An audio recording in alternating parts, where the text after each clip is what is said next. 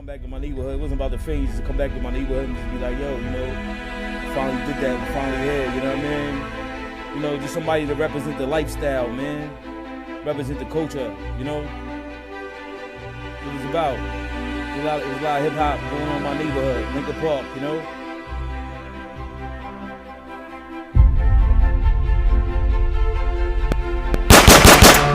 Virginia,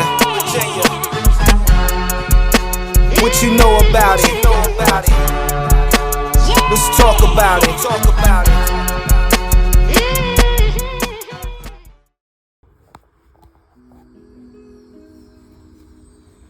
This story is about a real OG. Have you ever heard of James Steady Clarke? Steady is what we call him.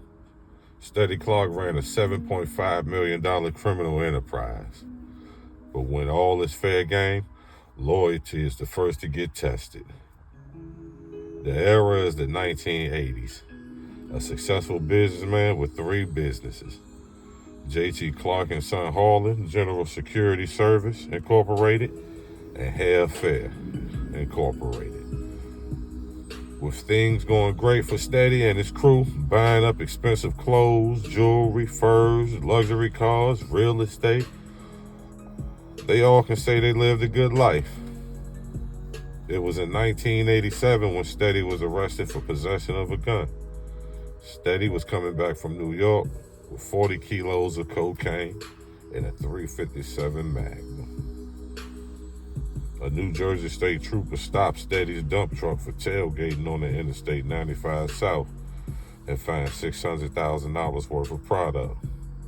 With him at the time was Calvin Alonzo McLaurin of Hampton, Virginia. Calvin has cooperated with federal prosecutors under an arrangement with the federal prosecutor that he will not be charged in this indictment. He served 9 years without parole for the earlier charges in New Jersey with Clarke.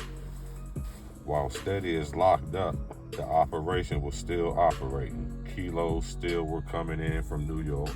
Steady's brother Jerry was arrested trying to bring in kilos from Norfolk International Airport. Jerry Clarke couldn't stay out of trouble. He was caught selling kilos to an undercover agent in Newport News, Virginia, at the Riverside Rehab Institute. With him was Calvin McLaurin and one other person. Calvin was working with the feds. This is when the investigation started in July 1988. Steady has had run-ins with the law before. October 1980, possession of marijuana with intent to distribute in Newport News, and 2 years later for violation of the State Drug Control Act. He received 12-month sentences for each offense. In May 1986, Newport News police charged Clarke with possession of cocaine with the intent to distribute, but the district court decided not to certify the charge. The police had raided Clarke's businesses several times and gotten coke out of there. The federal investigation beginning in July 1988, Jerry Winslow Clarke, 26, Anthony Hill Sr., 55, Newport News, Richard McLaurin, 22 of Newport News, Juan Pablo Martinez, 30 of the Bronx, New York, Clyde Byrne Dargan, 36 of Bronx, New York, and Mary Belle Fuentes Pagan, aka Mary Beth of New York. These individuals were the major players in this criminal enterprise. The drug ring brought heroin in New York at $8 a bag, wholesaled it for $20 a bag, when the street value is going for $30 a bag. The organization brought large quantities of cocaine and heroin on numerous trips to New York City, according to the indictment. The indictment alleged James Clarke and co-conspirators received approximately 25 to 30 kilos of cocaine from Martinez in New York City from mid-June to late September 1987.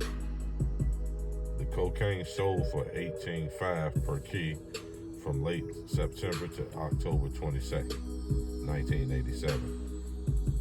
Again in New York, Clarke and co-conspirators received approximately 12 kilos of cocaine from Martinez at the rate of 4 kilos of cocaine every 2 weeks, the indictment said.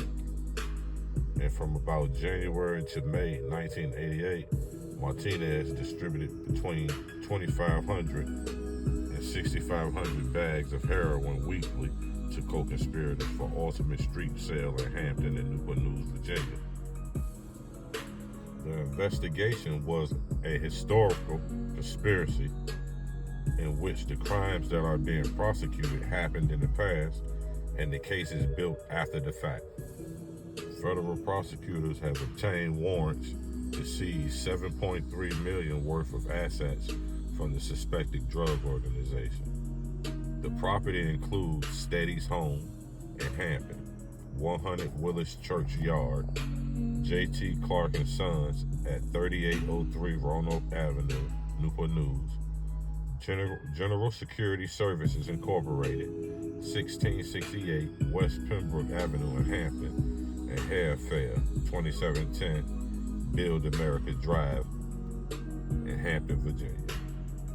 Also to be seized are 16 vehicles. 9 of them were dump trucks from Clarke's hauling business, a motorcycle, and deposits from 8 bank accounts.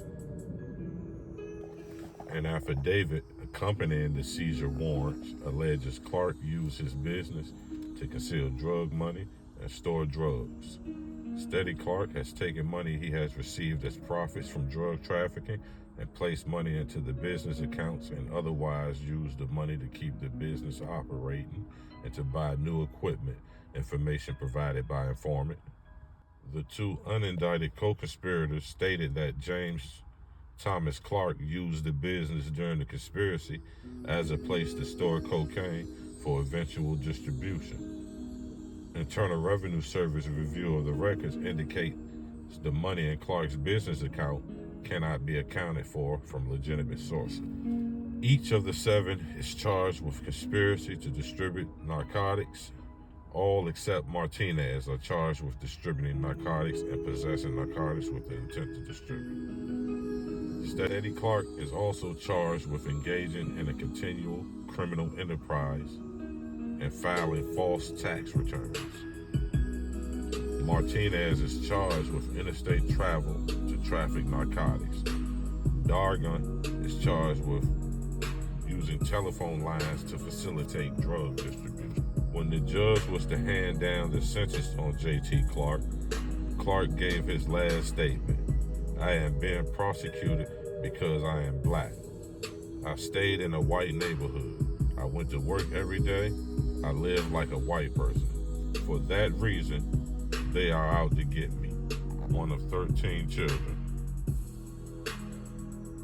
I climbed out from being a kid from the ghetto to operating a hauling company with my name. There's not a war on drugs, Your Honor. There's a war on the inner city black youth of America.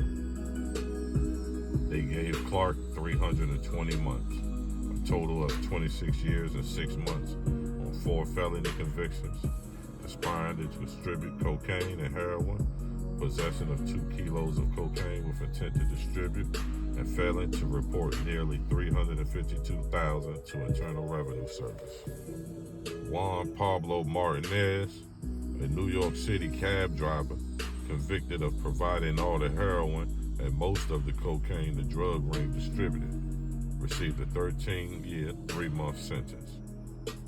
Jerry Winslow Clarke was sentenced to 151 months, or 12 years and nearly 7 months, for conspiring to distribute cocaine and heroin with an intent to distribute.